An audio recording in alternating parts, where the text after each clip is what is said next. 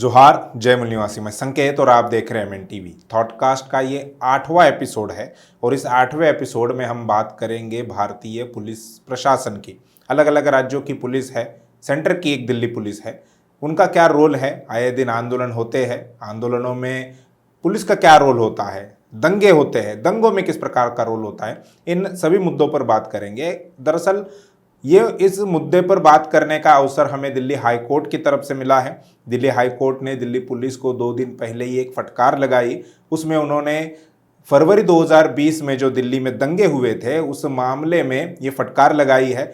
वो क्या मामला था, दिल्ली पुलिस ने क्या कहा है, दिल्ली हाई कोर्ट ने क्या कहा है, पुलिस का क्या रोल उसमें था, इन सवालों पर भी, इन मुद्दों पर भी चर्चा करेंगे। और चर्चा के लिए हमारे साथ हमेशा की तरह एमएन टीवी के मुख्य संपादक कुमार काले सर है। मैं उनका स्वागत करता हूं थॉटकास्ट के इस 8वें एपिसोड में। शुक्रिया संकेत। हम शुरुआत करते हैं दिल्ली पुलिस को, जो दिल्ली हाई कोर्ट ने फटकार लगाई है। फरवरी 2020 में दंगे हुए थे और उस कर सुनवाई करते हुए जो बात कही है वो हमें बताइए कि क्या मामला था और दिल्ली हाई कोर्ट ने दिल्ली पुलिस को क्या कहा है। देश भर में, खास तौर पर दिल्ली में सीए को लेकर, एनआरसी को लेकर बहुत बड़े पैमाने पर प्रदर्शन हो रहे थे जी। और ये प्रदर्शन शांतिपूर्ण तरीके से चल रहे थे। चाहे शाहीन बाग का आंदोलन हो या जामिया यूनिवर्सिटी का आंदोलन हो या दिल्ली में और देश में अलग अलग जगह पर लोग ये जो एंटी कॉन्स्टिट्यूशनल जो कानून बनाया गया था, एक मानवता के और नागरिकता के विरोध में, संविधान के विरोध में जाकर ये जो कानून बनाया था उसके विरोध में लोग शांतिपूर्ण तरीके से प्रदर्शन कर रहे थे। और देश में अलग अलग राज्यों में देश के अलग अलग समुदायों की तरफ से ये आंदोलन हो रहा था और कहीं भी किसी भी तरीके से कोई हिंसा वहाँ पर नहीं हो रही थी।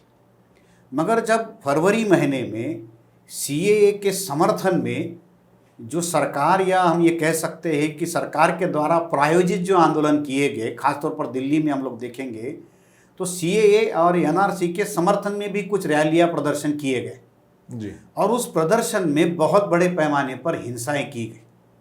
और इन प्रदर्शनों से पहले दिल्ली में जो बीजेपी के नेता रहे या संघ परिवार से जुड़ी हुई संस्था के लोगों के द्वारा भड़काऊ भाषण भी हुए। जैसे आपने देखा होगा कपिल मिश्रा का लगातार उकसाने वाला जो भाषण रहा, सोशल मीडिया में काफ़ी वायरल हुआ। उसके बाकायदा पुलिस के पास में भी रिकॉर्ड्स थे और वो भाषण फिर चाहे कपिल मिश्रा का हो या अलग अलग जो बीजेपी के नेता अनुराग ठाकुर जो उसमें बड़े कैबिनेट मतलब स्टेट मिनिस्टर जो थे सेंट्रल गवर्नमेंट के, उसके भी भड़काऊ भाषण रहे।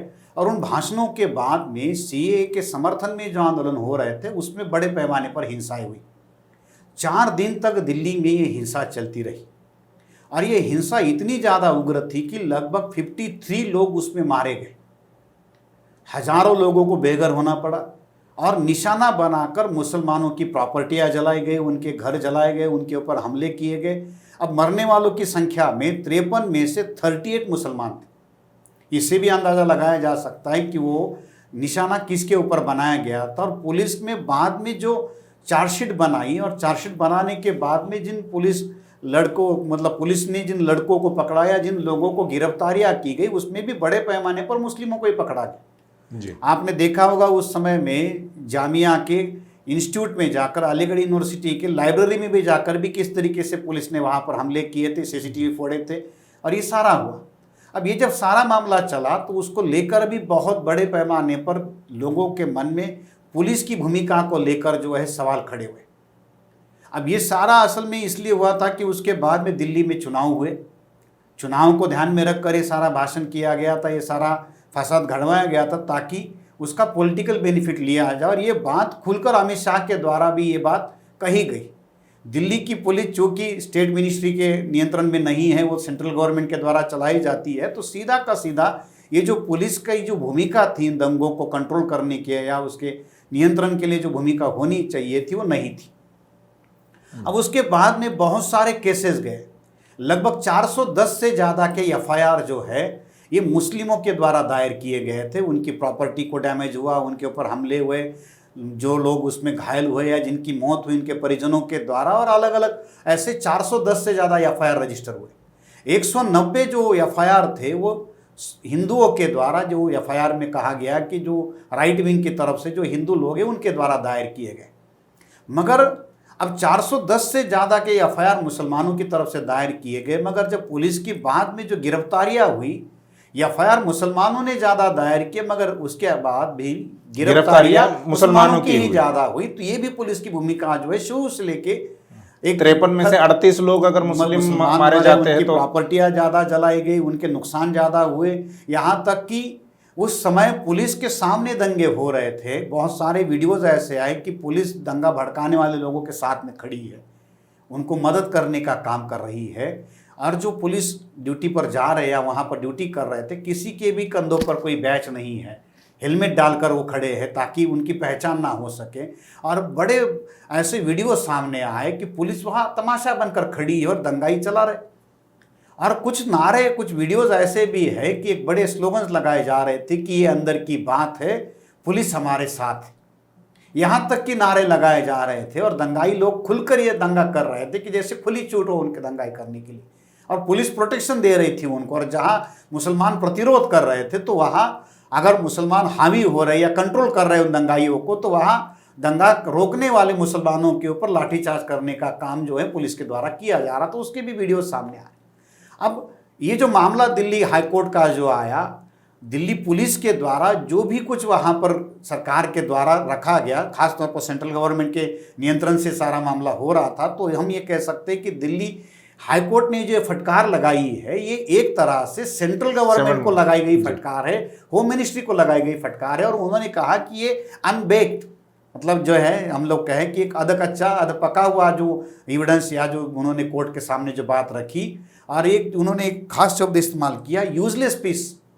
मतलब किसी तरीके से कोर्ट के सामने ऐसी बात रखी गई जो किसी काम की नहीं। कोर्ट ने तो ये कहा कि मामूली इंक्वायरी के लिए भी जो सारे तथ्य फैक्ट जमा किए जाते, उतना भी होमवर्क आपने नहीं किया। ये रिपोर्ट में आपने किस तरीके से इन्वेस्ट किया है जी। आपके पास आईएएस है, आपके पास आईपीएस से इंक्वायरी करने के लिए इतनी सारी मशीनरी आपके पास है, उसके बावजूद भी आपने ये सारा किया। तो ये तो एक कोर्ट के सामने ये एविडेंस या जो उन्होंने प्रेजेंटेशन किया, जो बात रखी, वो एक तरह से कोर्ट उनको फटकार लगाते हुए कह रही है कि आपने किसी तरीके से कानून को ध्यान में रखकर जो बेसिक चीज़ें तैयार करनी चाहिए तो वो नहीं की। जी जी। ये अभी पुलिस प्रशासन जो है वो आमतौर पर जिसकी सरकार होती है, जिसकी लाठी होती है उसकी भैंस होती है, तो जिसकी सरकार होती है वो पुलिस को नियंत्रित करता है। तो इस पुलिस प्रशासन को आप किस तरह से देखते हैं? देखिए, अगर हम लोग पुलिस व्यवस्था के जड़ में जाकर जाने की कोशिश करें, जानने की कोशिश करें, तो पुलिस ये शब्द भारतीयों के लिए नया है, क्योंकि ये मूलतः भारतीय शब्द नहीं है। यहाँ अंग्रेज आने से पहले पुलिस नाम की कोई व्यवस्था नहीं थी। यहाँ मिलिट्री थी, हम लोग ये कह सकते कि राजाओं के पास फौज होती थी, इन्फेंट्री होती थी, मगर पुलिस नाम की कोई व्यवस्था भारत में नहीं थी अंग्रेज आने तक। अंग्रेज जब भारत में आए तो उन्होंने पहली बार भारत में पुलिस व्यवस्था लाई। खास तौर पर 1857 का जो मामला हुआ, जो लड़ाई हुई, बगावत हुई अंग्रेज़ों के विरोध में, उसके बाद में 1860 में इंडियन पिनल कोड बना, 1861 में इंडियन पुलिस एक्ट बनाया गया और इसके तहत भारत में पुलिस की व्यवस्था बनाई गई। और ये पुलिस एक नई व्यवस्था भारत की समाज व्यवस्था के लिए लाया गया। इसलिए आज भी बहुत सारी भाषाओं में पुलिस शब्द का जो अर्थ होता है या जो उसका हम लोग कहते हैं ट्रांसलेशन वाला जो वर्ड है नहीं है, क्योंकि ये शब्द ही भारतीय व्यवस्था के लिए एकदम से नया था। तो ये नई व्यवस्था लाई गई और ये व्यवस्था बनाते समय अंग्रेजों ने उसको अपने इंटरेस्ट को ध्यान में रखकर बनाया था। वो अपना राज भारत में कायम करना चाहते थे और अपने राज को कायम करने के लिए उनको जो ज़रूरत थी उस ज़रूरत को पूरा करने के लिए उन्होंने पुलिस बनाई थी, ताकि किसी तरीके से कोई बगावत सरकार के विरोध में ना हो। और अगर कोई सरकार के विरोध में बगावत करता है तो उस पर नियंत्रण करने के लिए, उसको दबाने के लिए दो चार डंडे उसको लगाकर उसी को कंट्रोल करने के लिए पुलिस की व्यवस्था बनाई थी। अब ये पुलिस की व्यवस्था बनाते समय अंग्रेज़ों ने कुछ उसमें विशेषताएं भी रखी। अंग्रेज़ों ने लगभग 50 से ज़्यादा अलग अलग देशों में कॉलोनियज बनाए थे और उन लोगों पर उनका राज था। और हर प्रदेश में अंग्रेज़ों ने वहाँ की भौगोलिक परिस्थितियाँ, सामाजिक परिस्थितियों को ध्यान में रखकर पुलिस बनाई। मगर भारत में जब उन्होंने पुलिस व्यवस्था बनाई तो उन्होंने यहाँ की समाज व्यवस्था को ध्यान में रखकर यहाँ जो उन्होंने देखा कि किस तरीके से समाज व्यवस्था चलती, उसके आधार पर उन्होंने पुलिस व्यवस्था को भी खड़ा किया। जब ये कानून बना उससे पहले लगभग 200-250 साल तक अंग्रेज भारत में रह चुके थे, 16वीं सदी में आए थे, तो ये कानून बनने तक लगभग हम ये कह सकते हैं कि 200-250 साल का अनुभव भारत की समाज व्यवस्था का, धर्म व्यवस्था का अंग्रेजों को हो गया था। और उस समाज व्यवस्था को, धर्म व्यवस्था को अंग्रेजों ने बारीकी से देखा था कि यहाँ की जो व्यवस्था है ये तो वर्ण और जाति के आधार पर खड़ी है, उच्च नीचता पर ये सारी व्यवस्था खड़ी है, और केवल मुट्ठी भर लोग जो है केवल धर्म के आधार पर इन सारे लोगों पर, हम जिनको 85% लोग कहते हैं, उनके ऊपर नियंत्रण बनाकर राज कर रहे हैं। तो एक वर्ण व्यवस्था की, क्रमिक असमानता की, उच्च नीचता की समाज व्यवस्था भारत में थी जी। और यहाँ मनुस्मृति का राज था और मनुस्मृति का शासन चलता था जी। तो जब दुनिया की सबसे घटिया व्यवस्था जो गुलामी की है, जो वंशवाद और वर्णवाद से भी नीचे या उससे भी बदतर व्यवस्था जो थी, ये भारत में वर्ण व्यवस्था ब्राह्मणों ने बनाई थी। जो हम लोग ये कहते हैं कि क्लास या रेस जो है, उससे भी गया गुजरी व्यवस्था जो थी ये थी। अब जब ये व्यवस्था अंग्रेजों ने देखी और ये समाज व्यवस्था जाति और वर्ण पर, उसमें भी उच्च नीचता के आधार पर खड़ी है, तो उसी व्यवस्था को ध्यान में रखकर अंग्रेजों ने पुलिस व्यवस्था भी बनाई। अब जिस व्यवस्था में गैर बराबरी हो, उच्च नीचता हो, वहां मानव अधिकारों पर, समानता पर काम करने वाली पुलिस व्यवस्था कैसे काम कर सकती? इसलिए अंग्रेजों के समय से लेकर आज तक यहाँ की पुलिस ना समानता को मानती है ना मानव अधिकारों को मानती है। जो वर्ण व्यवस्था है या जाति व्यवस्था है वो पुलिस प्रशासन में किस प्रकार से लागू है? उसी तरीके से जो वर्ण व्यवस्था में जो बर्बरता की व्यवस्था है, मानव अधिकारों का हनन करने वाली जो बात है, वही व्यवस्था उन्होंने लागू की। आज आम शहरी के मन में पुलिस को लेकर डर है। बिल्कुल। राइट्स के मामले में तो छोड़िए, फसाद के मामले में तो छोड़िए, सामान्य परिस्थिति में भी अगर वो पुलिस थाने में जाता है तो बड़ा अधिकारी तो छोड़िए, मामूली कांस्टेबल भी जो है उसके साथ रिस्पेक्ट से बात नहीं करता, बल्कि उसके ऊपर वो एक शक की तरह से, एक चोर की तरह से देखता है और उसी के ऊपर डंडे लगाए जाते हैं। इस देश की साधारण जनता जो है पुलिस थानों में, कोर्ट में जाने से डरती है। आपने 2-4 दिन पहले सुप्रीम कोर्ट के भूतपूर्व सीजे और राज्यसभा के जो रहे हुए जो सांसद है, उनका भी कहा कि मैं कोर्ट में जाना नहीं चाहता कि वहाँ न्याय नहीं मिलता। तो पुलिस थाने में भी तो कहाँ न्याय मिलता है? न्याय की शुरुआत तो कहाँ से होती है? पुलिस थानों से होती है। तो पुलिस थाने में जब वो जाता है तो वहाँ अगर उसको मामूली कंप्लेंट भी रजिस्टर करनी है तो वो पहले पुलिस थाने में जाने के बजाय वहाँ के लोकल पॉलिटिशियन के पास जाता है और उस पॉलिटिशियन आदमी को साथ में लेकर फिर वो पुलिस थाने जाता है, तब जाकर कहीं उसकी बात सुनी जाती है। यहाँ तक कि जब एट्रोसिटीज़ होती है SC/ST के ऊपर, तो एट्रोसिटीज़ रजिस्टर करने के लिए भी आंदोलन करने पड़ते हैं, हजारों के मोर्चे निकलने पड़ते, रैलियाँ निकालनी पड़ती है, तब जाकर कहीं पुलिस जो है वो मामले को रजिस्टर करती है। सुप्रीम कोर्ट को कहना पड़ता है कि भाई मामले की FIR रजिस्टर करो। तो पुलिस थाने में साधारण जनता का अनुभव जो है वो अलग है, और वही जो ताकतवर आदमी अगर पुलिस थाने में जाए तो पुलिस उसकी सेवा करने के लिए हाजिर होती है। बिल्कुल। अब नीरव मोदी को अभी भारत में लाया भी नहीं गया, उससे पहले उसको जेल में क्या क्या सुविधा दी जाएगी, उसके लिए जेल में क्या क्या होगा, ये खबरें आना शुरू हो जाती है। जी। तो आया भी नहीं, उसको अभी पकड़ा भी नहीं है, उससे पहले ही उसकी सारी व्यवस्था आती कि उसको जेल में क्या मिलेगा, कौन सा कंबल मिलेगा, कौन सा तकिया मिलेगा, अखबार पढ़ने को मिलेगा या होगा, वो सारी खबरें पहले से आती है। यहाँ तो जेल में भी 5 स्टार सुविधा मिलती है। बिल्कुल। तो ये जो आम शहरियों को जो सुविधा मिलने के लिए है, उसके लिए मैं आपको थोड़ा सा इसलिए क्यों कह रहा हूँ कि ये दिमाग से निकाल दीजिए कि अंग्रेजों ने पुलिस की व्यवस्था साधारण लोगों के हितों के लिए बनाई। दुनिया का कोई भी शासक वर्ग जो है ये पुलिस की व्यवस्था क्यों बनाता है? मिलिट्री या पुलिस किस लिए बनाई जाती है? वो तो शासक लोगों के हितों को सुरक्षित रखने के लिए, और उनके विरोध में अगर कहीं कोई बगावत होती है, उसके विरोध में कोई आंदोलन चलता है तो उसको दबाने के लिए होती है, वो जनता के लिए नहीं है। तो लोगों के दिमाग में ये जो पहली बात है कि ये प्रभु वर्ग जो होता है, जो साधन संपन्न या शासक वर्ग जिसको हम कहते हैं, शासक वर्गों की रक्षा करने के लिए अंग्रेजों ने पुलिस बनाई। तो यही व्यवस्था आज़ादी मिलने के बाद नेहरू की सरकार थी, वो बदल सकते थे, इंडियन पुलिस एक्ट में बदलाव कर सकते थे। उनमें जो बर्बरतापूर्ण जो अधिकार उनको दिए हैं, भारत में सबसे ज़्यादा कानून का अगर कोई दुश्मन है या कानून की अवहेलना करने वाले अगर कोई संस्था है तो पुलिस है। तो आपके किसी भी मौलिक अधिकार को नहीं मानते। आपने देखा होगा कि अगर सड़क पर आप सिग्नल क्रॉस करते समय अगर आते हैं तो वहाँ जो मामूली ट्रैफिक हवलदार होता है वो किस तरीके से आपके साथ व्यवहार करता है। तो ये सारी व्यवस्था उन्होंने की और एक बर्बर पुलिस का चरित्र जो है भारत में खड़ा किया, जो सबसे करप्ट है, बर्बर है, मानव अधिकारों के विरोध में है और संविधान की हर बार धज्जियां उड़ाने वाली जो है वो ये पुलिस भारत में बनी हुई है। अभी पुलिस का दो प्रकार का रोल हमें आम तौर पर आम लोगों को भी दिखाई देता है। वो ये है कि सरकार के विरोध में जो आंदोलन हो रहे उन आंदोलनों को दबाने के लिए, और दूसरा दंगे जो होते हैं, दंगे फसाद होते हैं, छोटी मोटी घटना भी जो होती है वो भी कई बार दंगों में रूपांतरित हो जाती है। तो इन दो मामलों में पुलिस का जो रोल है वो आंदोलनों के विरोध में होता है, आंदोलनों को दबाने वाला होता है, और दूसरी बात दंगों में वो निष्क्रिय भूमिका, या कई बार आपने भी जिसका जिक्र किया दिल्ली दंगों का, कि वो दंगाइयों के समर्थन में एक प्रकार का रोल होता है। तो इन दोनों को आप किस प्रकार से देखते हैं? क्या बर्बरता की जो आपने बात की, क्या पुलिस प्रशासन को इस प्रकार के अधिकार दिए गए हैं जो नियम और कानून के अनुसार? संविधान ने तो भारत की सबसे बड़ी शक्ति के तौर पर जनता को कहा गया है जी, इसलिए प्रियम्बल में भी ये बात कही है कि वही द पीपल ऑफ इंडिया। सत्ता के सारे स्रोत लोकतंत्र में जनता के पास होते। सुप्रीम कोर्ट ने भी अपने अलग अलग फैसलों में इस बात को बार बार कहा है कि सबसे बड़ा अगर कोई ऑफिस है इस देश में, प्रेसिडेंशियल हाउस या पार्लियामेंट हाउस से भी, तो वो है हाउस ऑफ पीपल। जनता ही सर्वशक्तिमान है। अब जनता ही सर्वशक्तिमान है ये तो केवल एक हम लोग ये कह सकते हैं कि एक बयान बन चुका है। हकीकत में क्या है?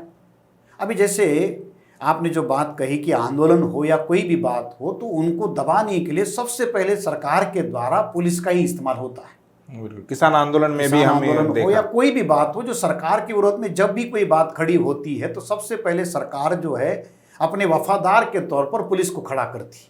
अंग्रेजों के समय में भी यही होता था और इसीलिए राज्यकर्ताओं ने पुलिस को ये अनियंत्रित अधिकार जो है अपने हितों को ध्यान में रखकर दिए हुए। पुलिस क्या करती है? उसके विरोध में खड़े हुए आंदोलन को दबाती है, उसको दो चार डंडे लगाकर ठंडा कर देती है। उसके ही विरोध में काम करने वाले, जो किसी राजनेता के विरोध में, किसी पॉलिटिकल पार्टी के विरोध में कोई लड़ाई हो रही है, अपोजिशन पार्टी वाला आदमी है तो उसको पकड़कर झूठे मुकदमे में फंसाने का भी काम पुलिस करती है। चुनाव के मामले में हमने देखा है, अभी उत्तर प्रदेश में आप देख रहे होंगे कि चुनाव को ध्यान में रखकर योगी सरकार के द्वारा जो भी उनके विरोधी है तो उसके विरोध में जितने भी पुराने केसेस है उसको दोबारा खड़ा किया जा रहा है और उनको परेशान करके मतलब जेल में डालने का, उसको डराने धमकाने का काम हो रहा है और उसके लिए सबसे पहले लेवल पर पुलिस का इस्तेमाल होता है। फिर तीसरा काम ये पुलिस के द्वारा क्या करवाते? अगर सत्तारूढ़ दलों के द्वारा या किसी राजनीतिक पार्टी के द्वारा उनके कार्यकर्ताओं के द्वारा गुंडाई की गई हो या उनके द्वारा कहीं कोई अत्याचार किया गया हो तो उसको बचाने का भी काम पुलिस के द्वारा किया जाता है। उन्नाव में आपने देखा होगा, चिन्मयानंद के बारे में भी आपने देखा होगा।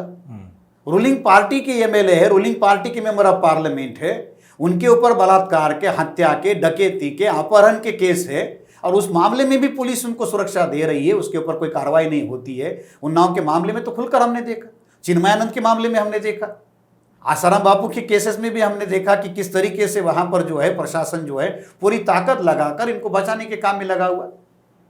यहीं तक की बात नहीं है, एट्रोसिटी जब होती है तो पुलिस पहले तौर पर इस बात को मानने के लिए राजी नहीं होती कि एट्रोसिटी हुई है। हाथरस के कांड में आपने देखा कि किस तरीके से रात में जाकर पेट्रोल डालकर उस मनीषा को जलाया गया। अभी उन्नाव के मामले में भी दूसरी जो घटना सामने आई वो भी हमारे सामने। तो पुलिस जो है, जैसे आपने कहा कि जिसकी पुलिस होती है सरकार उसकी होती है, तो पुलिस के चरित्र में भी समाज की परिस्थितियों के हिसाब से बदलाव होते रहता है और ये बदलाव जो है हमेशा शासक वर्ग के साथ में मिलजुल कर काम करने वाला या शासक वर्ग के इशारे पर काम करने वाला होता है। वो कभी भी जनता के हित में कोई बदलाव नहीं होता। इसलिए हमेशा दंगे हो या आंदोलन हो, पुलिस हमेशा जो है वो शासक वर्ग के हितों में काम करती है और शांतिपूर्ण तरीके से काम करने वाले लोगों के विरोध में भी झूठे केसेस बनाए जाते हैं और ये केसेस बनाकर उनको परेशान किया जाता है, अरेस्ट किया जाता है। उसको ये देखा जाता है, अभी भी आपने देखा होगा कि लॉकडाउन के पीरियड में पुलिस के द्वारा कितने बर्बरतापूर्ण व्यवहार किए गए। तमिलनाडु में तो 2 लोगों की हत्या तक हुई पुलिस की मार पिटाई से। न उन्होंने बच्चे देखे, ना मतलब महिलाएं देखी, ना बूढ़े बुजुर्ग देखे।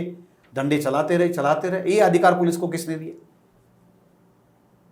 ये जो ब्रुटैलिटी जो है ये पुलिस प्रशासन को करने का अधिकार किसने दिया? लाइव रिकॉर्ड हो रहा है, मीडिया वाले कवरेज कर रहे, फिर भी उनके ऊपर कार्रवाई नहीं हो रही। अगर उनके ऊपर कार्रवाई क्यों नहीं हो रही? क्योंकि वो सरकार के इशारे पर, सरकार के कहने पर ये सारा हो रहा है। तो क्या ये जो बातें हैं ये पुलिस प्रशासन के अधिकारी या पुलिस के कर्मचारी साधारण से साधारण जो होते हैं उनको समझ में नहीं आती कि उनका उपयोग किया जा रहा है? अभी किसान आंदोलन को दबाने के लिए उन पर लाठीचार्ज, आंसू गैस के गोले दागे गए, उसके अलावा उन पर पानी की बौछारें की गई इतनी ठंड में, जिसकी वजह से भी कई किसानों की मौत हुई। तो क्या पुलिस को ये समझ में नहीं आ रहा है कि ये वही लोग हैं जो हमारे घर में हैं, किसान उनके भी घर में होंगे? तो क्या उनको समझ में नहीं आ रहा है कि ये हम लोग गलत कर रहे हैं? कभी उनको ऐसा एहसास नहीं हुआ? और दूसरा मेरा प्रश्न इससे ही जुड़ा हुआ है कि पुलिस में अभी तक यूनियन बनाने की कोई सुविधा या ऐसा कोई अधिकार उनको नहीं दिया गया है, तो क्या मामला है ये? देखिए, उसमें जो बात आपने कही कि पुलिस को ये बात समझ में नहीं आती, तो उनके विवेक के ऊपर कोई फैसला नहीं हो रहा। नैतिकता के आधार पर उनको ऐसा नहीं करना चाहिए, ये नैतिकता वाली बात हो गई, मगर उनको जो संविधान ने जो बात कही है उसको भी मानने के लिए राजी नहीं है। जैसे एक ऑपरेशन ग्रीन हंट की बात हो रही थी जब कांग्रेस की सरकार थी, आदिवासी जो नक्सल एरिया है उसको कंट्रोल करने के लिए, तो मिलिट्री ने वो करने से मना कर दिया। तो मिलिट्री अगर कर सकती है तो पुलिस भी कर सकती है, ऐसा डिसीजन ले सकती है कि नहीं हम किसानों के ऊपर लाठीचार्ज नहीं करेंगे। पुलिस को सरकार के द्वारा सीधे तौर पर नियंत्रित करके अपने हितों को ध्यान में रखकर काम करवाने के लिए कहा जाता, तो वो करवाती है। और इसके बदले में पुलिस प्रशासन को जो उनके भ्रष्टाचार के मामले हो और भी दूसरे को जो उनके द्वारा किए गए गलत आचरण को समर्थन देने का काम राजनीतिक व्यवस्था करती है। करप्शन के मामले में बहुत बड़े पैमाने पर बार बार ऐसे बहुत सारे कमीशन बैठे और बहुत सारे ऐसे लोगों को अनुभव है कि सबसे ज़्यादा करप्शन के मामले में जिन संस्थाओं का नाम आता है उसमें पुलिस भी शामिल है। मामूली ट्रैफिक सिग्नल पर जो आपको अनुभव आता है कि 100-200 रुपये लिए बगैर वो ट्रैफिक हवलदार भी आपको नहीं छोड़ता। आपकी कंप्लेंट रजिस्टर करनी है उसके लिए आपको पैसा देना पड़ता है, आपको जमानत लेनी है उसके लिए पुलिस को देना पड़ता है, जेल के अंदर अगर आप हो तो आपको खाना घर से लाना या जो भी थोड़ी बहुत सुविधा है उसके लिए भी पैसा देना पड़ता है। तो हर जगह पर भ्रष्टाचार के ऐसे बहुत सारे मामले कमीशन के द्वारा, पुलिस रिकॉर्ड में भी इन बातों को कहा गया है कि करप्शन होता है। अब बहुत सारे ऐसे मामले हैं जिसमें पुलिस के द्वारा गलत तरीके अपनाए जाते हैं, मगर ऐसे मामलों में उनको बचाने का काम जो है राज्यकर्ता जो है, शासक वर्ग वो करता रहता है। इसके बहुत सारे एग्जाम्पल हमारे पास में। तो पुलिस इनका इस्तेमाल, मतलब पुलिस प्रशासन का जो इस्तेमाल है राज्यकर्ता अपने हितों के लिए करते रहे। यूनियन की बात है कि उनको अधिकार के लिए नहीं है। उन्होंने उसके लिए कुछ पाबंदियां उनके ऊपर लगाई है ताकि ये लॉ एंड ऑर्डर के साथ जुड़ा हुआ मामला, इस वजह से उनको मतलब जो आईपीएस लेवल के जो अधिकारी है उनको एसोसिएशन बनाने का या उनको यूनियन बनाने का मामला उनके साथ है, मगर नीचे का केडर का जो कर्मचारी है या अधिकारी है उसके ऊपर पाबंदियां है। तो क्या आईपीएस लेवल के अधिकारियों के भारत में ऐसे कोई या किसी राज्य में उनके है एसोसिएशंस है, उनकी कुछ ऑर्गेनाइजेशंस है जो उनके लिए काम करते, वेलफेयर के नाम पर काम करते, तो उसके लिए है वो बहुत सारा मामला है। तो जैसे आपने देखा होगा रिसेंटली सुदर्शन टीवी के द्वारा यूपीएससी जिहाद का जब मामला चला था, तो ऐसे ही जो आईएसआईपीएस लोगों का जो एसोसिएशन है उसके द्वारा उसको कंडेम भी किया गया था। आपको याद होगा जब सुदर्शन टीवी के द्वारा यूपीएससी जिहाद को लेकर खास तौर पर एक धर्म विशेष को बदनाम करने वाले जो एपिसोड चलाने की बात कही थी, तो आईएसआईपीएस एसोसिएशन ने उसको कंडेम भी किया था। जी जी। अभी पुलिस कस्टोडियल डेथ की भी एक बात है। बहुत सारे SC ST OBC और माइनॉरिटी के लोगों को पुलिस केवल शक की बिना पर पकड़ते हैं, फिर उनको जेल के अंदर मारा जाता है, पीटा जाता है, टॉर्चर किया जाता है। अभी नवदीप कौर जो है उन्होंने भी स्टेटमेंट दिया कि उनके साथ भी मारा पीटी हुई पुलिस स्टेशन में और इसके अंदर डेथ भी हो जाती है। तो ये जो कस्टोडियल डेथ का जो मामला है इसको आप किस प्रकार से देखते हैं? देखिए, पुलिस का काम जो है ये फैसला करना नहीं है। पुलिस का काम जो है तफ्तीश करना, इंक्वायरी करना है। मगर बहुत सारे मामलों में मतलब हम ये कह सकते हैं कि ज़्यादातर मामलों में 99% मामलों में पुलिस ही जो है ये फैसला करती और वो फैसला कर कर ही ये मान कर चलती कि यही अपराधी है और कोर्ट की सज़ा आने से पहले ही वो खुद ही जज और जल्लाद बन जाते, जज जूरी जल्लाद तीनों की भूमिका पुलिस खुद ही करती। तो खुद ही जज बनते हैं, वो खुद ही जूरी बनते हैं और खुद ही जल्लाद भी बन जाते हैं और वो सज़ा भी देने का काम ही करते। और इसके लिए वो पुलिस के द्वारा बल का प्रयोग किया जाता है। इंट्रोगेशन के नाम पर बहुत बड़े पैमाने पर अपराध मतलब जो है जिनको पकड़ा गया है, जिनको वो कहते कि अपराधी है, तो उनके साथ बर्बरतापूर्ण व्यवहार किया जाता है, थर्ड डिग्री का इस्तेमाल किया जाता है। कानून में तो ऐसी कोई व्यवस्था है नहीं, मगर वो पुलिस जो है बहुत बड़े पैमाने पर इनके मानव अधिकारों के विरोध में जाकर उनके साथ ये व्यवहार करती है। और इसी की वजह से बहुत बड़े पैमाने पर डर कर लोग जो है कन्फेस करते, फिर कोर्ट में जाकर वो मामला बिगड़ जाता है। वो कहता है कि पुलिस ने मुझे मारा पीटा, इस वजह से होता है, मगर तब तक चार्जशीट बन जाती है और चार्जशीट बनने के बाद में केस वो चलते रहता और फिर वो अंडर ट्रायल कैदी बनकर उस जेल में सड़ते रहता। मुसलमानों के विरोध में, आदिवासियों के विरोध में या शेड्यूल कास्ट के विरोध में ही आम तरीका अपनाया गया। आपको याद होगा कि महाराष्ट्र में ही मराठवाड़ा में बीड जिले में एक लेडी ऑफिसर थी पुलिस डिपार्टमेंट की, तो उसका एक वीडियो ऑडियो वायरल हुआ था कि जिसमें वो खुलकर ये बात कहती कि मैं किस तरीके से SC ST खासतौर पर शेड्यूल कास्ट के लोगों को झूठे मुकदमे में फंसाती हूँ जी। ये बीड जिले की एक सीनियर पुलिस डिपार्टमेंट की वो अधिकारी थी और उसका एक वीडियो क्लिप रिकॉर्ड हुआ था, वो वायरल भी हुआ कि किस तरीके से वो जो है अपने पद का गलत इस्तेमाल करके झूठे मुकदमे में जो है उनको फंसाती है और फिर उनको अपराधी बनाती है, उनके ऊपर थप्पा लगाया जाता, फिर उनको जमानत लेने से लेकर हर चीज़ को उनको जो उसमें शामिल ही नहीं उसको करना पड़ता। अब एक सिंबॉलिक मामला है, ऐसे हजारों एग्जाम्पल हमारे समाज में होंगे, बस उसका रिकॉर्ड हुआ, ये तरीके से रिकॉर्ड हुआ, सामने आया। आदिवासियों को भी इसी तरीके से नक्सलाइट बनाकर उनको मारा जा रहा, मुसलमानों को आतंकवादी कहकर जेल में डाला जा रहा। और हमने पिछले एपिसोड में भी ये बात चलाई थी कि देश के जेलों के अंदर जो है SC ST जो है वो रिप्रेजेंटेड, वो है क्यों? ये पुलिस की वजह से तो जेल के अंदर है, वो क्रिमिनल है इस वजह से जेल के अंदर नहीं है, तो पुलिस का जो ये तरीका है इस वजह से। और जब उसको पकड़कर पीटा जाता है तो उसकी पीटने की हद इतनी ज़्यादा बढ़ जाती है कि कस्टोडियल डेथ, पुलिस की कस्टडी में डेथ होती है, जुडिशियल कस्टडी में डेथ होती है। 2019 का आंकड़ा ये कहता है कि उस समय लगभग 1731 लोगों की मौत जो है जुडिशियल कस्टडी और पुलिस कस्टडी के बीच में हुई। पिछले 10 सालों के आंकड़े इतने चौंकाने वाले हैं कि प्रतिदिन 5 लोगों की जो डेथ है ये पुलिस कस्टडी में, जुडिशियल कस्टडी में हो रही, प्रतिदिन 5।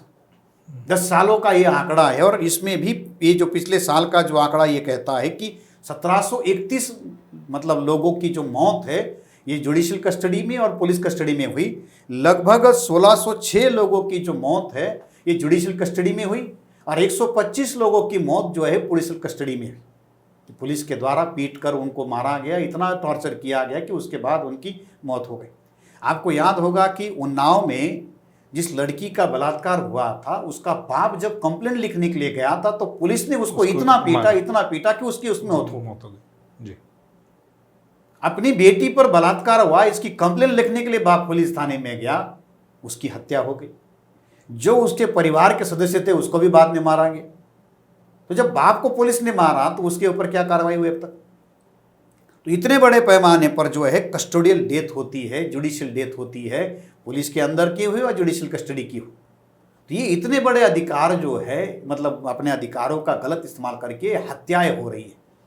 पुलिस की लिमिटेशंस कहाँ पर है, कितनी लिमिटेशंस हैं उनको? मैंने शुरू में भी कहा कि फैसला करने का अधिकार, सजा देने का अधिकार पुलिस का नहीं है। ये अधिकार न्यायपालिका का है और न्यायपालिका तथ्यों के आधार पर ये फैसला करती है, विवेक के आधार के ऊपर भी ये जो तथ्य उसके सामने रखे जाते हैं उसके आधार पर करती। मगर पुलिस खुद ही जज, जूरी और जल्लाद बनने का काम कर रही है। यानी पुलिस का अधिकार केवल इतने तक है कि आरोपी को पकड़ो, सबूत इकट्ठा करो और कोर्ट में पेश करो।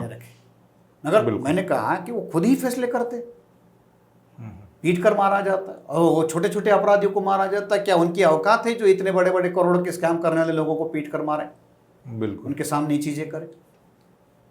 तो न्याय भी जो पुलिस की व्यवस्था भी जो है वो तो शासक वर्ग के हितों के लिए बनी है। जी जी। इसलिए दंगों में भी हो या साधारण परिस्थिति में भी हो, पुलिस कभी भी जनता की हितैषी नहीं रही।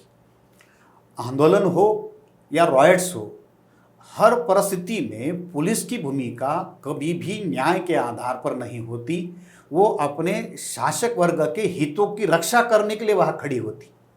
जी बिल्कुल। अभी हमने दंगों का जिक्र किया या फिर जो धार्मिकता है उसके आधार पर ही पुलिस SC ST या मुस्लिम लोगों को टॉर्चर करती है, मतलब पहले तो पकड़ती है, हिरासत में रखती है, फिर उनके साथ मारपीट होता है, उनकी डेथ हो जाती है। तो ये पुलिस का जो कम्युनलाइजेशन जो हुआ है प्रशासन का, पूरे प्रशासन का, फिर वो किसी भी राज्य की पुलिस हो, ऐसा नहीं है कि केवल BJP शासित प्रदेश में एक प्रदेश की पुलिस का ही कम्युनलाइजेशन हुआ है। तो पुलिस प्रशासन का जो कम्युनलाइजेशन हुआ है उसके बारे में आप क्या कहेंगे? मैंने आपको शुरू में भी इस बात को कहा था कि अंग्रेज़ों ने जब यहाँ की व्यवस्था बनाई तो उन्होंने इस बात को ध्यान में रखकर पुलिस को बनाया, और वो बनाते समय उन्होंने यहाँ की वर्ण और जाति, खासतौर पर ये जो उच्च नीचता वाली जो समाज व्यवस्था है उसको ध्यान में रखकर पुलिस का जो स्ट्रक्चर है, उसका कैरेक्टर है, वो डेवलप किया। अब वही जो कैरेक्टर जो है ये आज़ादी के बाद में शासक वर्ग जो था, नेहरू और कांग्रेस के लोगों के द्वारा उसको बरकरार रखा गया ताकि वो अपने मालिकों की हितों की रक्षा कर सके। और ये कम्युनलाइजेशन का जो बात आप ये कह रहे हैं, क्योंकि हमारी सोसाइटी ही कम्युनल आइडियोलॉजी पर काम करती है, तो वो तो पुलिस में आने वाला आदमी आएगा कहाँ से? समाज से ही आएगा। जब वो समाज से आएगा तो समाज के अंदर की जो उसकी गैर बराबरी की जो सोच है, जाति के आधार पर श्रेष्ठत्व का जो उच्च नीचता वाला जो उसकी सोच है, वही लेकर जो है वो डिपार्टमेंट के अंदर आएगा। और डिपार्टमेंट के अंदर ऐसी कोई व्यवस्था नहीं बनाई गई कि उसकी उस सोच को बदला जाए। इसलिए आज भी पुलिस में, उनके बोलचाल में, उनके व्यवहार में हम और वे इस्तेमाल होता है। उन गैर मुसलमानों को जब वो, मतलब मुस्लिम समुदायों को जब वो कम्युनिकेट करते हैं या उसके बारे में बोलते तो उसके लिए सीधा सीधा वो वे शब्द इस्तेमाल करते। और वो जब अपने लिए बात करते हैं, एक लार्जेस्ट टेक्स्ट में अगर हम हिंदू की बात कहें तो वो उनको हम के नाम पर कहते। तो उनके लिए आज भी आज़ादी के 70 साल बाद भी मुसलमान जो है वो भारत का नागरिक नहीं, वे के तौर पर उनको आइडेंटिफाई किया जाता है कि वो दूसरे हैं, हमारे समाज थर्ड पर्सन है और वो हमारे साथ इंटीग्रेटेड नहीं है। लेकिन पुलिस प्रशासन में भी तो SC ST OBC के है या मुस्लिम कितने जो है कर्मचारी। ओवरऑल पैन इंडिया का आप उठाकर देखो तो 3 या 4% से ज़्यादा मुस्लिम नहीं है। अधिकारी भी रहे हैं कितना है? उत्तर प्रदेश का अगर हम मामला उठाकर देखें तो 75 जिले, तो 75 जिलों में कितने मुसलमानों के IPS है, कितने SP है, SSP है या DG है, कौन है? SHO तो बहुत छोटे लेवल का अधिकारी होता है। उत्तर प्रदेश में आज़ादी के 70 साल में पहली बार 2013 में एक मुसलमान को DGP बनाया गया। 70 साल में 75 जिलों में 3 या 4 जिलों से ज़्यादा SP या SSP जो है या उसके ऊपर वाला अधिकारी मुसलमानों का नहीं मिलेगा। यही हाल देश भर में दूसरे राज्यों में जाकर देखिए कि कितने अधिकारी लेवल जो मुसलमानों के हैं जो निर्णय लेने के काम पर है। 3 या 4% का मुसलमानों का रिप्रेजेंटेशन नहीं। सच्चर कमेटी की रिपोर्ट आप पढ़ी, लोअर केडर में हो सकता है 4% हो, 5% हो, मगर IPS लेवल पर या जो पॉलिसी मेकिंग जो है, डिसीजन मेकिंग जो है, उसमें कितने CBI के मामले में आपको मुसलमान अधिकारी मिले, कितने मुसलमान आपको रॉ में मिले, एनफोर्समेंट डिपार्टमेंट में मिले? वहाँ तो खुलेआम पर यह डिस्क्रिमिनेशन है। इंदिरा गांधी की हत्या के बाद में सिखों को भी उसमें से हटाया गया। NSG में कितने मुसलमान हैं? ये तो खुलकर कम्युनलाइजेशन हुआ है सारी सर्विसेज का, CBI का, उसके बाद रॉ का, IB का, NSG, जितनी भी सारी प्राइम सिक्योरिटी एजेंसीज है वो तो सारी की सारी कम्युनलाइज की गई है। और उन्होंने बाकी कम्युनिटीज़ के ऊपर ये ठप्पा लगाया है कि ये इंटीग्रेटेड नहीं है, इनके अंदर राष्ट्रभक्ति नहीं है, ये कभी भी ये कर सकते, इसके लिए उनको उससे बड़ी चालाकी से निकाला गया है। यानी ये करने का काम BJP कांग्रेस दोनों तरफ से शुरू से होता है, नेहरू के काल से ही। सिखों को कुछ समय तक उसमें शामिल किया गया था, मगर इंदिरा गांधी की हत्या के बाद में सिखों के साथ में भी यही सोच रखी गई। तो जो इंटेलिजेंस एजेंसी है उसमें कितने मुस्लिम हैं, उसका आंकड़ा उठाकर देखिए कि उसमें कितने पैमाने पर मिलेंगे आप। सच्चर कमेटी की रिपोर्ट ये कहती है कि मुसलमानों का रिप्रेजेंटेशन जो है सर्विसेज में बहुत कम है। और जब तक भारत में कोई भी प्रशासन का ढांचा उठा लीजिए, केवल मैं पुलिस की बात नहीं कर रहा हूँ, एंटर चीज़ें हो, जुडिशरी हो, एडमिनिस्ट्रेटिव सर्विसेज हो, पुलिस सर्विसेज हो, जितना भी भारत का इंफ्रास्ट्रक्चर है जो भी देश के हितों के लिए बनाया गया है, वो जब तक रिप्रेजेंटेटिव नहीं होगा तब तक वो न्याय नहीं कर पाएगा। बिल्कुल। तो भारत की पुलिस सर्विसेज तो कम्युनल लाइन पर ही चलती है, तो उसमें तो रिप्रेजेंटेशन है नहीं, SC ST का नहीं, रिजर्वेशन होने के बाद में। जी, यही पूछने वाला था कि SC ST का कितना है, SC ST का भी उनको नहीं तो है, रिजर्वेशन मिलता है, वो उनके मिलने के बाद में भी उसको लागू नहीं करता है। अभी परसों ही हमने UPSC के जो मामले दिखाए कि रिजर्व लिस्ट में कितना व्यवहार किया। तो इसलिए दंगों के समय में पुलिस जो है ये कम्युनल लाइन पर काम करती है। वो खाकी जो है उसकी जो है वो खाकी के अंदर जो उसकी मानसिकता है वो एक हिंदू के तौर पर या जो उसके दिमाग में ब्राह्मणों का धर्म जो है उसके आधार पर वो काम करती है। इसलिए जब फसाद होते हैं तो फसाद के समय में मुसलमानों को पुलिस वहाँ होने के बाद में भी पुलिस पर भरोसा नहीं होता। वो आम तौर पर पुलिस को उस फसाद में मदद करने के लिए जब कॉल करते हैं तो उसके रिप्लाई तक उनको नहीं मिलते। और ये बात दिल्ली के इंदिरा गांधी के हत्या के बाद में जब सिखों के विरोध में हिंसाचार हुआ तो सिखों को भी ये अनुभव रहा। वो रिपोर्ट अगर आप पढ़ोगे तो उस रिपोर्ट में ये बात कही गई है कि जहाँ दंगा हो रहा था वहाँ अगर समय पर पुलिस नहीं पहुंची तो वहाँ वो सिख अपनी जान बचाने में कामयाब रहे। हमारी फिल्मों में तो एक बड़ा मजाकिया तरीके से रखा जाता है, आपने बहुत बार फिल्मों में देखा होगा कि पुलिस तो आखिर में पहुंचती, आखिर में आती है। ये तो फैक्ट मतलब जो है जो आप अंदाजा लगा लो कि पुलिस की कार्य क्षमता पर मजाक बनाए जाते हो तो ये किस तरीके से। दंगों का अनुभव ये रहा है कि मुसलमानों को दंगों में पुलिस के द्वारा कभी भी किसी तरीके से कोई जो उनकी भूमिका होती है पुलिस की एक ईमानदारी की तरह से वो दंगों को कंट्रोल करने का काम करे वो नहीं करती। तीन बातें हम लोग खुले तौर पर ये कह सकते हैं कि मुसलमान दंगों के दौरान पुलिस को किस नज़र से देखते हैं या दंगा और पुलिसों का क्या ही रहता है। आमतौर पर दंगों के बारे में देश भर में एक लोगों का राय बनाया जाता है कि दंगे मुसलमान शुरू करते। एक बड़ी धारणा मीडिया के द्वारा हो या लोगों के द्वारा बनाई गई हो या लगातार आरएसएस के द्वारा इसका प्रचार करता है जाता हो कि मुसलमान दंगा शुरू करते। मगर हकीकत ये होती है कि दंगा किसी ने भी शुरू किया हो, दंगों में सबसे ज़्यादा नुकसान मुसलमानों का होता है। बिल्कुल। दिल्ली के राइट्स में भी आपने देखा होगा कि सबसे ज़्यादा मरने वाले जो थे 53 में से 53 में से 38 थे। और वो भी जिनके मतलब जिनके बॉडीज मिली, जिनके शव मिले, ऐसे बहुत सारे ऐसे मामले नालों में कूद कर लोगों ने जाने दी। बहुत सारे ऐसे अनआइडेंटिफाइड भी जो लोग हैं जिनको पहचाना नहीं गया, वो आंकड़ा हो सकता है उससे भी ज़्यादा। तो दंगों में मरने वाले लोगों में सबसे ज़्यादा मुसलमान होते। 2/3 से भी ज़्यादा ये जो दंगों में मरने वाले लोगों की संख्या जो है मुसलमानों की होती, जितने भी बड़े बड़े राइट्स आपने देखे होंगे। उसके बाद इतना ज़्यादा नुकसान मुसलमानों का होने के बाद में पुलिस जब कार्रवाई करती है तो उस पुलिस कार्रवाई में भी सबसे ज़्यादा गिरफ्तारियां मुसलमानों की ही होती है। ये भी बड़ा अजब है। दंगे में नुकसान मुसलमानों का हुआ, जान माल का नुकसान मुसलमानों का हुआ, और उसके बाद जो गिरफ्तारियां होती है वो भी बड़े पैमाने पर मुसलमानों की ही होती है। तो ये भी अनुभव रहा है कि मुसलमान जो है पुलिस से क्यों विश्वास रखे पर क्यों डरता है? दंगों में वो पुलिस पर भरोसा क्यों नहीं करते। अभी दिल्ली के फसाद में तो ये नारा था, ये अंदर की बात है, पुलिस हमारे साथ है। तो ये पुलिस का होगा। आपने भी देखा होगा जब शाहीन बाग के मामले को लेकर जब आंदोलन चल रहे थे तो एक गुंडा जो बाद में जिसने बीजेपी ज्वाइन की, जिसे उन्होंने सरफिरा कहा था, वो पुलिस लोगों के सामने गोली चला रहा है तो पुलिस उसके पीछे खड़े।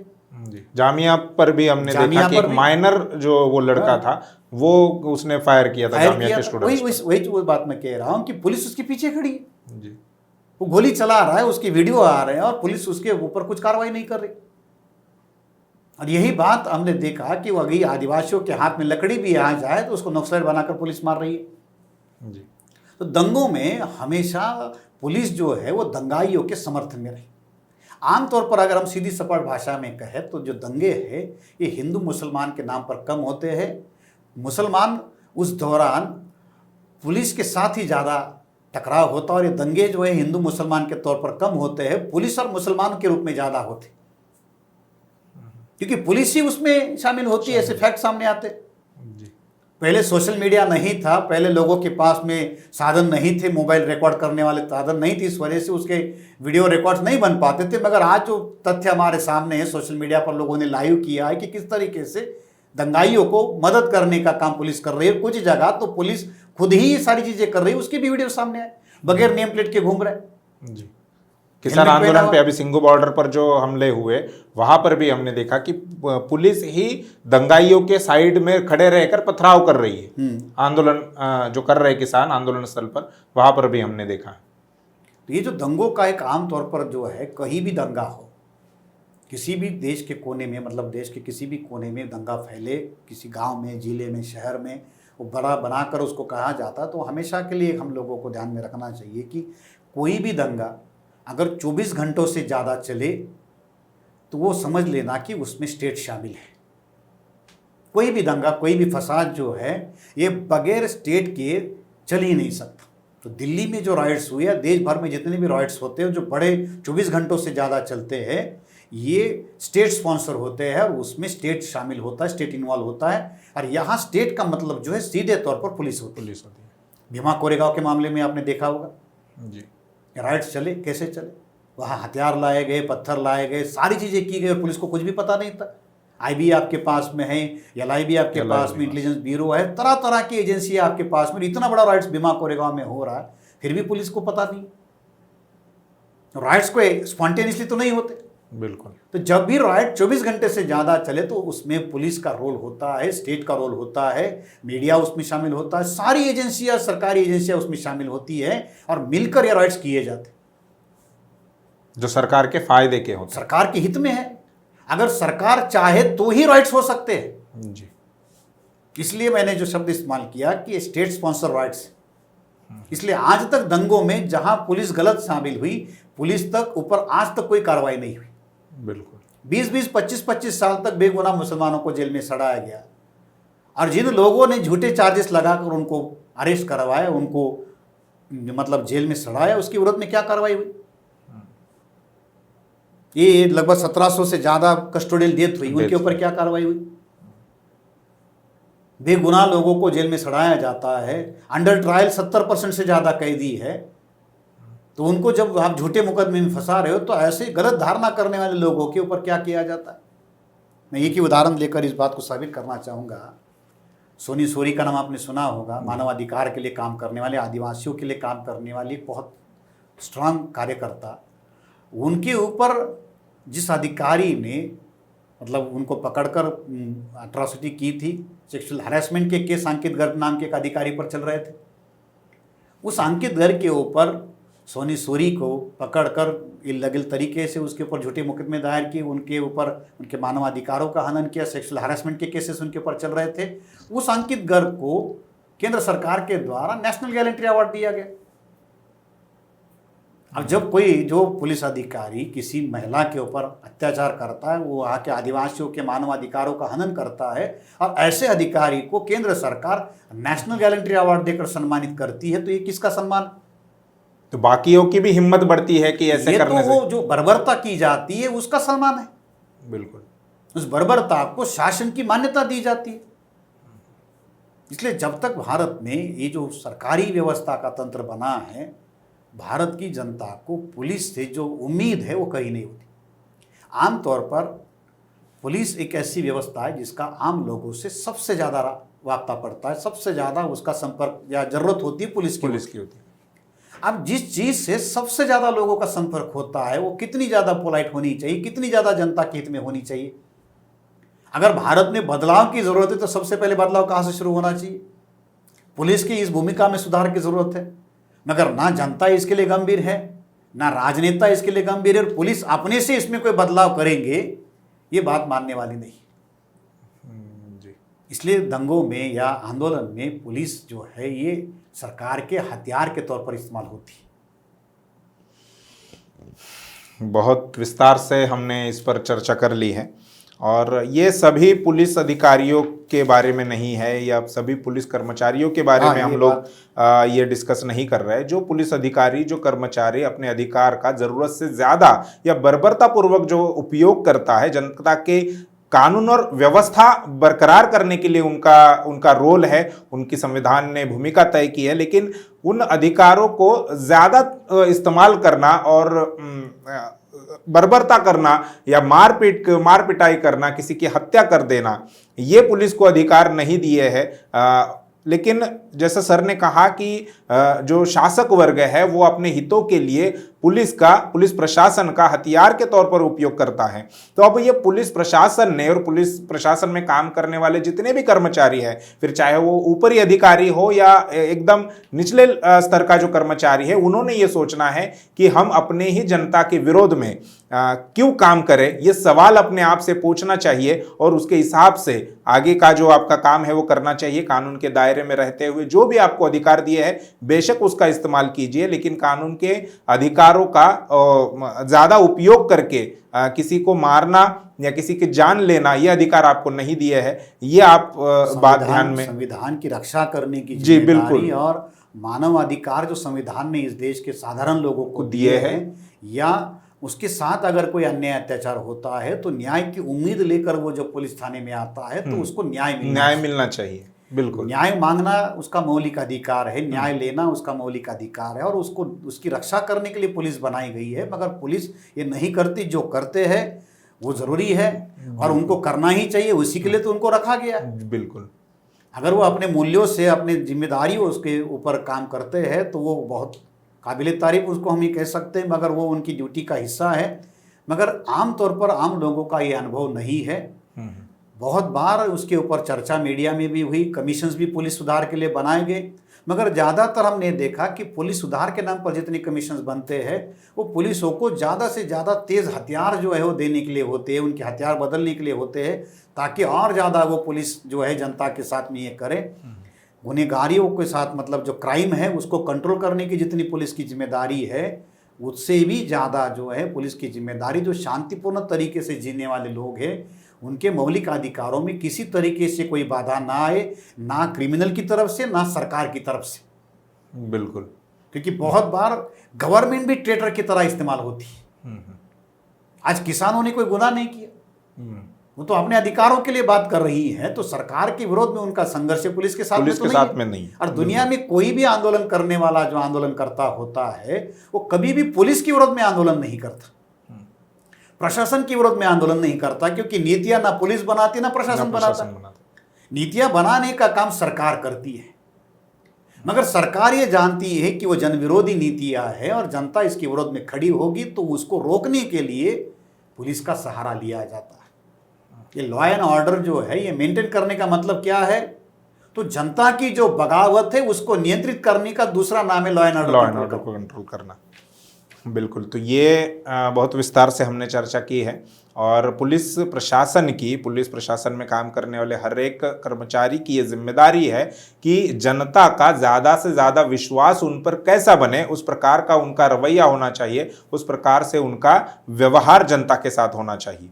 तो इसी एक पॉजिटिव नोट के साथ हम इस चर्चा को समाप्त करते हैं और मिलते हैं अगले चर्चा में। पुलिस प्रशासन का ये जो रवैया है जिस पर हमने विस्तार से बात की, अलग अलग पहलुओं पर बात की है, उस पर आपका क्या सोचना है ये हमें कमेंट बॉक्स में ज़रूर लिख कर बताइए। और हम बार बार कह रहे हैं कि MNTV की तरफ से हमने ये जो सीरीज़ शुरू की है थॉटकास्ट की, उस थॉटकास्ट के सीरीज़ में आपको अगर ऐसा लगता है कि MNTV ने इस विषय पर भी चर्चा करनी चाहिए, इस विषय पर भी आपको जानकारी देने का काम करना चाहिए, तो आप सुझाव के तौर पर विषय हमें बता सकते हैं कमेंट में और हम प्रयास करेंगे कि उन विषयों पर, उन मुद्दों पर चर्चा करके आप लोगों को और ज़्यादा जानकार बनाएं। शुक्रिया।